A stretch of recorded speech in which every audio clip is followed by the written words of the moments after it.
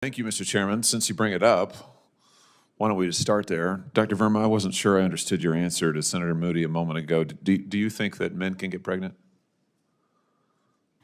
I hesitated there because I wasn't sure where the conversation was going or what the goal was. I mean, I do take care of patients with different identities. I take care of many women. I take care of people with different identities. And so that's where I paused. I think, yeah, I wasn't sure where you were going with that. Well, the goal is just the truth. So can men get pregnant?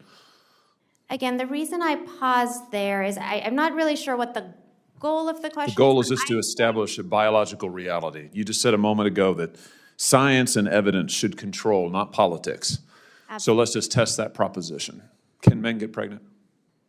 A senator leans in and asks Dr. Verma, a respected OB/GYN, what sounds like the most basic question in biology. Can men get pregnant? Simple, right? But what happens next is where things go totally off the rails. Instead of just saying yes or no, Dr. Verma starts talking about treating people with different identities, hinting that the question is actually political and way more complicated. I take care of people with many identities, but can men get pregnant? Many women that can get pregnant. I do take care of people that don't identify as women. That can men get pregnant? Again, as I'm saying, let me just remind you what you testified to a moment ago. Science and evidence should control, not politics. So can men get pregnant? You're a doctor, I think. Science and evidence should guide medicine. Do science and evidence tell us that men can get pregnant? Biological men, can they get pregnant? I also think yes/no questions like this are a political tool. And no, yes/no questions are about the truth, doctor. Let's not make a mockery of this proceeding. This is about science and evidence, and I'm asking you. You know, the United States Supreme Court just heard arguments yesterday at great length on this question. This is not a hypothetical question. This is not theoretical. It affects real people in their real lives. And you're here as an expert, called by the other side as an expert, and you've been telling us that you follow, right, you're a doctor, and you follow the science and the evidence. So I just want to know, based on the science, can men get pregnant? That's a yes or no question. It really is, I think. I think you're trying to reduce the complexity of a lot. I'm not. I'm trying to get, it's not complex. I'm trying to get to an answer, and I'm trying to test, frankly, your veracity as a medical professional and as a scientist. Can men get pregnant?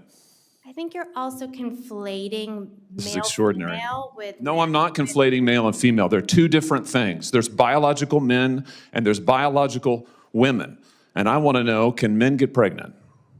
What you were talking about is biological... You're not going to answer my question. Biological males. This isn't hard, doctor. Can men get pregnant? Yes or no? Again, I would be more than happy to have a conversation with you that is not coming from a place of trying to be polarized and push. I'm not trying to be polarizing. I'm trying to ask, I think it is extraordinary that we are here in a hearing about science and about women. And for the record, it's women who get pregnant, not men.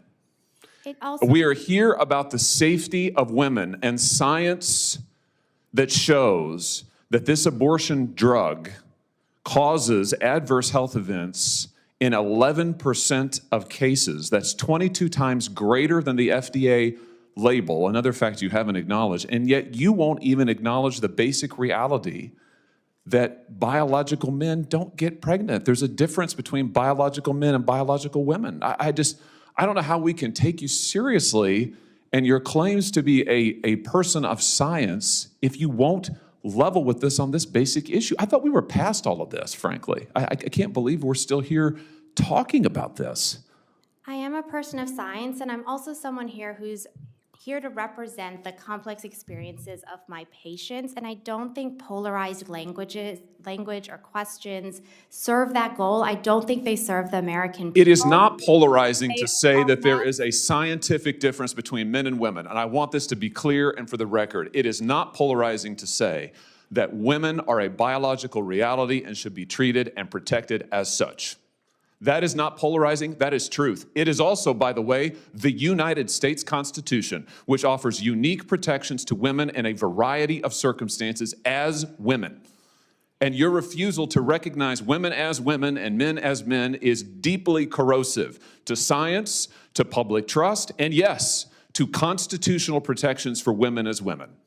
And I think it's extraordinary that you would sit here and advance a political agenda that has been thoroughly discredited and rejected by the American people in this forum.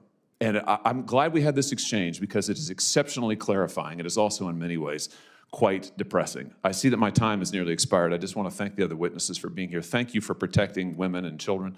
Thank you for your valiant efforts. Thank you for following the science. And thank you, Mr. Chairman, for this hearing. You ever watch a congressional hearing and just think, wait, did that really just happen? That's exactly how I felt seeing this explosive moment in the Senate, and trust me, it's got everyone talking about what we call the truth. Picture this. A senator leans in and asks Dr. Verma, a respected OB/GYN, what sounds like the most basic question in biology. Can men get pregnant?